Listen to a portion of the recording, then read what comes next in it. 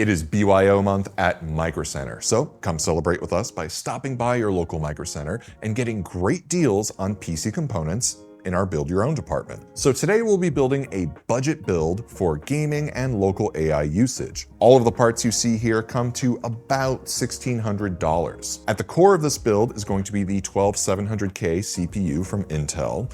This is bundled with this motherboard, and it came with 32 gigabytes of DDR4 RAM. But we were able to swap that out for 64 gigabytes of DDR4 RAM because you can customize our bundles. This allows you to retain savings on the motherboard or the CPU, so that's a very good option if you see a bundle that you really, really like, but maybe you want to make a slight change to the RAM or the motherboard itself. Now, in this build, we're going to have the MSI Pro Z790P Wi-Fi DDR4 motherboard paired with the Corsair Vengeance LPX RAM. Now, this is going to be 64 gigabytes, 2 sticks of 32 gigabytes. We also have this paired off with the Gigabyte GeForce RTX 4070 Ti Super. That's going to give you 16 gigabytes of GDDR6X VRAM. That is a lot of VRAM for gaming, and you can also run local 8B models as well. That's going to give you a lot of VRAM for everything that you're going to throw at this build. Now, we also have a 750 watt power supply from Corsair. We have a 1 terabyte SSD from Inland, and then we're also using the Be Quiet PureRock 2. This is a single tower air cooler, and we're going to use that with our CPU. Now, the case that we're using is the Fractal Meshify C. This is actually kind of a favorite of mine. I have this case at home, and I somehow fit a Noctua NH-D15 in here. That's the dual tower with the big 140mm fans, and it just gave me enough clearance to kind of hit that glass. This cooler is going to fit in here just fine though. So that's everything that we have on the table here. Let's get right into the build. We always do this on the box because it's a nice soft surface that you can use, so if you press down, you don't have to worry about anything. This is a probe lens, so we can get some real cool close-ups of what's going on in the build. Okay, so with the motherboard on the box, first thing we're gonna do is put the CPU into the socket here, then we'll put in the SSD, and then we'll insert the RAM. So first things first is I have our 12700K all set and ready to go. 8 P cores, 4 E cores, 12 cores total, 20 threads. All right, I have the CPU all set. I'm gonna put it in the socket here. Just lower this little latch. And this guy comes right up. So then we'll lower this in. You can see the notches line right up in the socket right there. I like to start at the bottom lip and then just gently place it down. Give it a little wiggle, just make sure it's nice in there. Cool. We can just put some pressure, that's gonna pop off. It's a little scary when that pops off, but that's okay.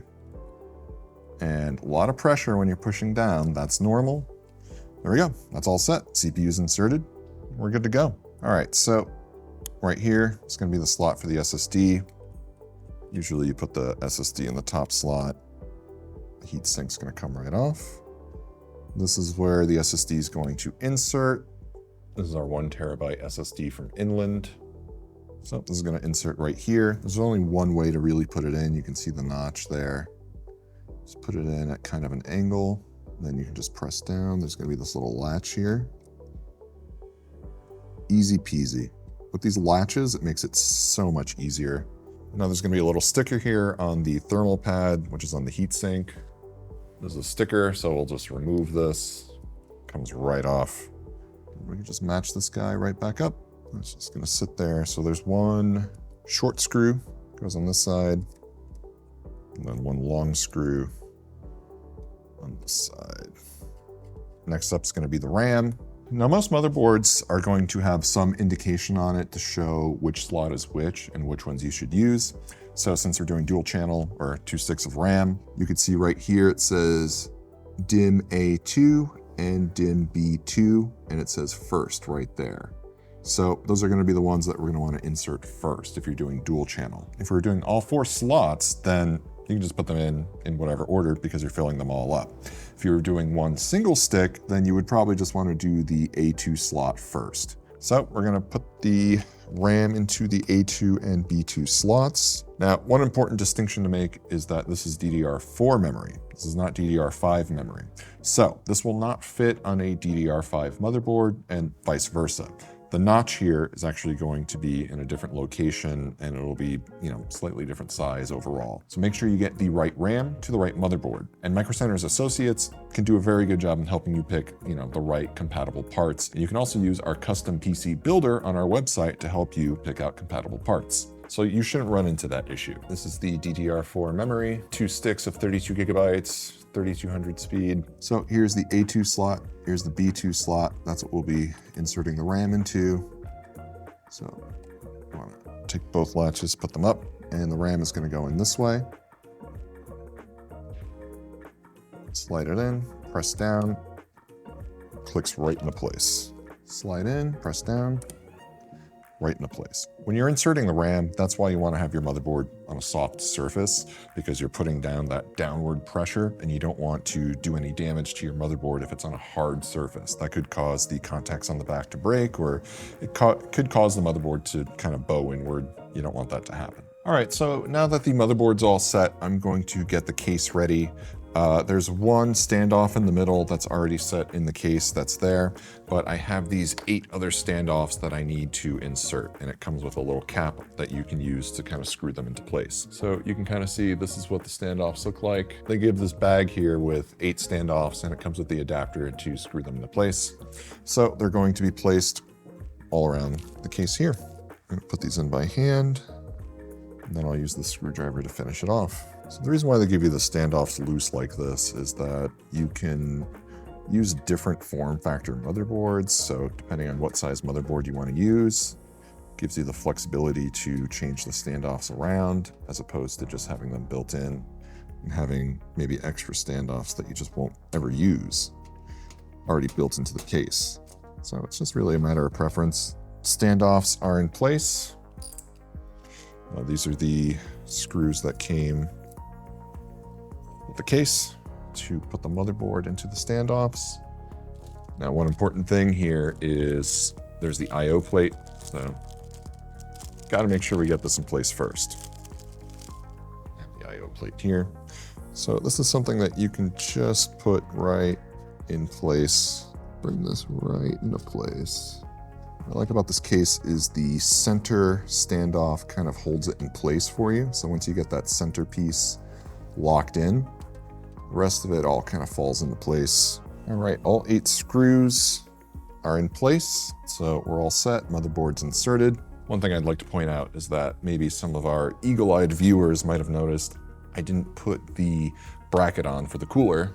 That's because I already knew this case was going to give me full access to the back anyway, so I'm just going to put it on now. Depending on what kind of case you get, you do have to put the bracket for the cooler on first before you put the motherboard in. Always check to make sure that either you put the bracket in or, you might be able to do it later. Place this to the side. There's a little bit of assembly required for the back bracket here, and this one's just bare. We have to assemble the pieces onto it. So this is an LGA 1700 socket, so you have to make sure that you get the right bracket. Make sure that you're putting it in place. 4 screws that go on the corners, and you just make sure you put it in the right placement, and then there's just a little rubber grommet that keeps it in place. All right, so 4 screws go in, little rubber grommet. It's gonna keep it in place, so you can see this guy's all set. So right here's the back of our motherboard, and look at that. It goes right in, easy peasy. So I'm holding the back bracket on, and I have these standoff screws. I'm gonna put these in while I have it standing upright, otherwise it's just gonna fall right out. So you can see right here, I've got the standoffs in place. So this is gonna hold the back bracket in. Now this one has LGA 1700 mounting brackets here. It comes with different sets, so depending on which socket you're using, if you have a 1200 socket or an 1151, that'll be for this one, but this one is going to be for 1700. So place the brackets in place. And I can just use the screws to screw them down. These brackets are going onto the back plate. There's a crossbar, and the crossbar is actually what's going to keep the single tower cooler onto the CPU. But I'm not putting the cooler in just yet, because while I still have room inside the case, I want to run the CPU power cables and maybe just get some of the other cables in place while it's open. Because once you get that cooler in there, when it's an air cooler, it gets a little bit tight working with all that space up there. So I have my cables that are going to the power supply. This is going to be for the CPU. Conveniently enough, these things are labeled CPU, so I know that this is going to be for the CPU side, and then the other end is going to be for the power supply side. So pretty easy there. And it's going to be two 8-pins at the top here. So I can just get these in place now. And this is a fully modular power supply, so I can just work with the cables. Or if you're using a semi-modular power supply where these are built into the power supply, then this would be the time to just get the power supply in place and just start to do those runs. So then these are going to run. There's a channel up here above the motherboard, so I'm going to run these cables through. Power supply is going to go here, and it lives in this shroud at the bottom of the case. So I can just keep that in place there for now. Just let it live there. Okay, so these are all set. I have this fan here in the back that I'm also just going to run to one of the fan headers. Actually, there's a fan header right down here that I would like to run this to. So what I'm going to do is I'm going to wrap this around the fan. And that'll give me just enough length to hit this header here. Perfect. That's a convenient little spot, and then I can keep the cable tucked away. So I have this running around here and then right down here. So always keep an eye out for your fan headers if you're running a couple of fans. Obviously our CPU fan is going to be running here. That one's going to be an easy one to do once we get the cooler installed. All right, so the HD audio cable I'm going to run into this channel all the way far on this side, and that'll come up on the front corner. These are our front buttons. Get these in place. This is the cable for the fan on the front, then the USB header. Fix these cables up in a bit. So this one can run here. Then might as well get the front fan going. So I have the cables run into the channels. I'm gonna flip this over. All right, so HD audio is gonna be in this corner here. There's a missing pin, so you just line it up with the missing pin. Just have the front connectors. Okay, and then our USB, that one's pretty straightforward. That one's just gonna go right here. You just match it up to the notch. And then our system fan, got a fan header right here. So that's the front fan. Cool, all set. All right, so now that I have all the cables run for the most part, so cooler is a single tower cooler. There's a little plastic cover here. So the thermal paste is already pre-applied, so that's all set. Single tower, this is gonna be really good for this 12700K. It's gonna handle it just fine. Thermal paste is already in place there. There's a crossbar that goes on here, and that's just gonna fit snugly into this little part here. So you can just place this right on, pretty easy. So you can feel it's just resting right on the CPU right there. And then there's two screws, so you just match it up to the bracket. All right, all set. It's gonna go just like this. So you always make sure the part that has the little grate here, that's the direction that the air is flowing toward. So the empty part, air is coming from there, going out the other side. What I'm gonna do is I'm just gonna place this into the fan header. So it's CPU fan right there. Then we have these little pieces that are gonna keep the fan attached to the tower. Fan right in. That clamps right to the fins on the tower, and there we go. That one's all set. So we're putting an additional fan in here. This one was like another, I think $8, $9. And I'm gonna use this as a secondary fan to exhaust out the top. So we have one intake fan, and then I'm gonna have two fans going outward just to pull the heat away. Now, the whole front and the whole top of this is open. This is a very airy case. It has the mesh front, so it's gonna get plenty of airflow. We could put more fans in here, but frankly, I know from experience, like this case is gonna be more than fine with thermals. So I like to take the cable and wrap it around itself a little bit. So you can fit two fans on the top. With the way the shroud is, at the bottom, you could fit two 120mm fans.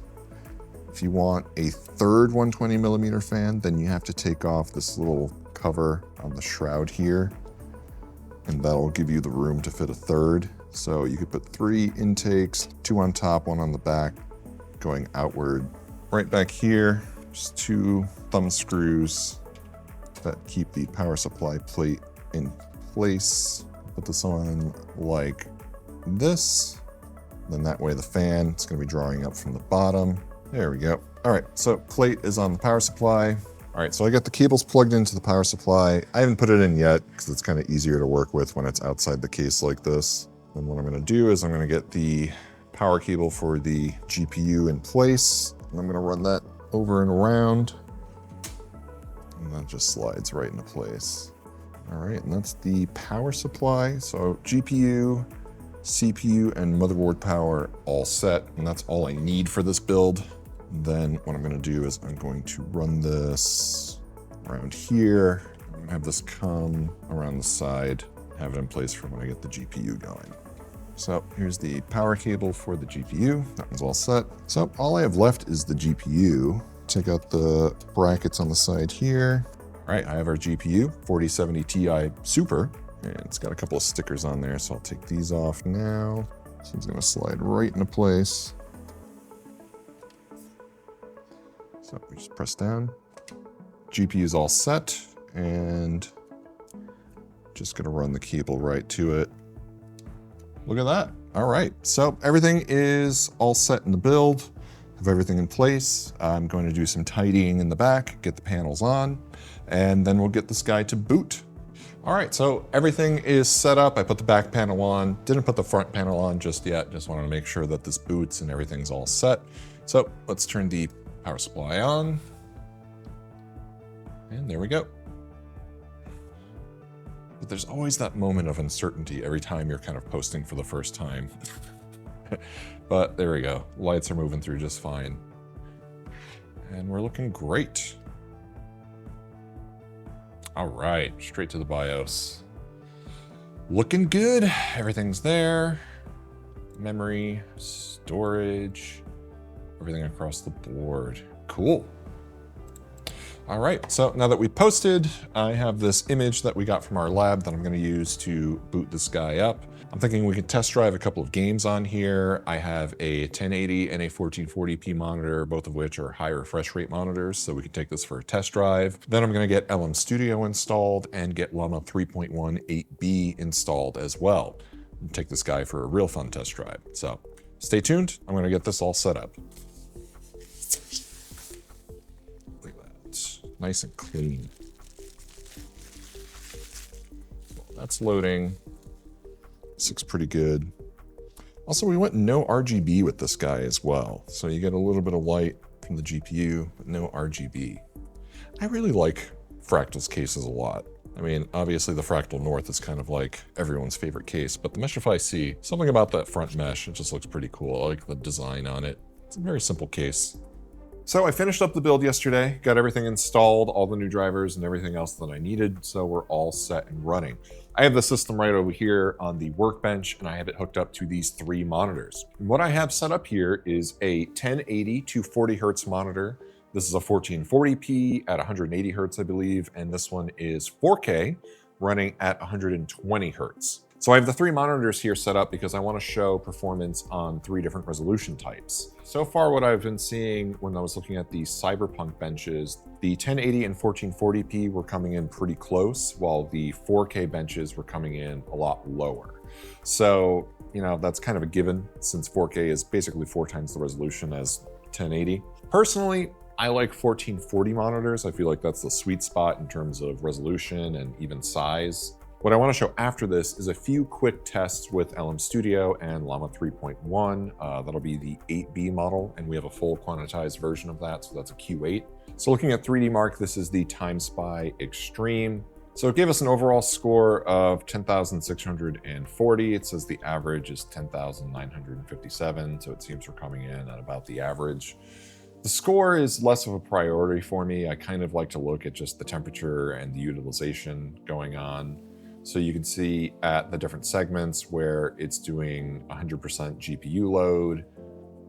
You can see what the temperatures are looking like. GPU temperatures are in the 65, 66, 68 range. So that's actually looking pretty good.